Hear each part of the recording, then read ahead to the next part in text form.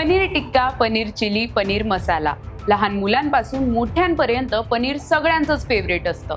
आता याच पनीरच्या विक्रीवर तुकाराम मुंढेंची करडी नजर असणार आहे.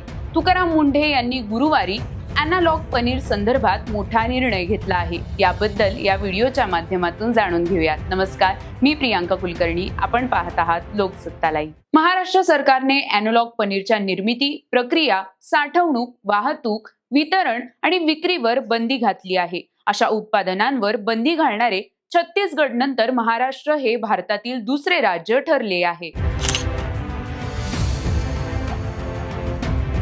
राज्यात पनीरच्या नावाखाली विकल्या जाणाऱ्या अॅनालॉग किंवा दुग्धेतर पनीरच्या उत्पादन, साठवणूक, वाहतूक, वितरण आणि विक्रीवर राज्य सरकारने 1 वर्षासाठी बंदी घातली आहे.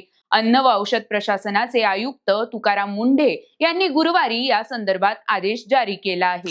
राज्यभरातील तपासणीत पनीरचे 35.4% नमुने हे विहित मानकांशी विसंगत आढळल्याने आणि अनेक नमुन्यांमध्ये दुधातील स्निग्धांशाऐवजी वनस्पती स्निग्धांशांचा वापर झाल्याचे स्पष्ट झाल्याने सार्वजनिक आरोग्याच्या हितासाठी हा निर्णय घेण्यात आला आहे. या आदेशाचे उल्लंघन केल्यास अन्न सुरक्षा आणि मानके कायदा 2006 अंतर्गत 6 महिन्यांपर्यंतचा कारावास आणि 1 लाख रुपयांपर्यंतचा दंड होऊ शकतो. असुरक्षित अन्नाच्या सेवनामुळे मृत्यू झाल्यास दोषींना जन्मठेपेची शिक्षा आणि किमान 10 लाख रुपयांचा दंड होऊ शकतो. महाराष्ट्र अन्न व औषध प्रशासनाने इशारा दिला आहे की अस्सल दुग्धजन्य पनीर म्हणून अॅनालॉग पनीर विकणे ही ग्राहकांची दिशाभूल असून ही एक अनुचित व्यापारी पद्धत आहे. या आदेशाचे उल्लंघन करणाऱ्या उत्पादक, व्यापारी आणि अन्न आस्थापनांवर कठोर कायदेशीर कारवाई केली जाईल, असंही प्रशासनाने म्हटलं आहे. अॅनालॉग पनीर सामान्यतः दुधाच्या फॅट ऐवजी वनस्पतीजन्य चरबी, पाम तेल आणि इतर दुग्धविरहित घटकांचा वापर करून तयार केले जाते. जरी ते दिसण्यात पारंपरिक पनीर सारखे असले तरी योग्य लेबलिंग किंवा ग्राहकांना माहिती न देता करण्यात येणाऱ्या त्याच्या विक्रीवर अधिकाऱ्यांनी चिंता व्यक्त केली आहे.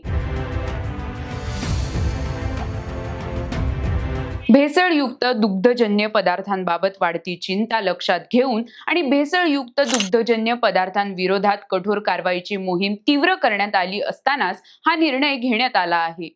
मे महिन्यापासून महाराष्ट्र अन्न व औषध प्रशासनाकडून कृत्रिम दूध आणि बनावट पनीर तयार करणाऱ्या संशयास्पद केंद्रावर छापे टाकले जात आहेत.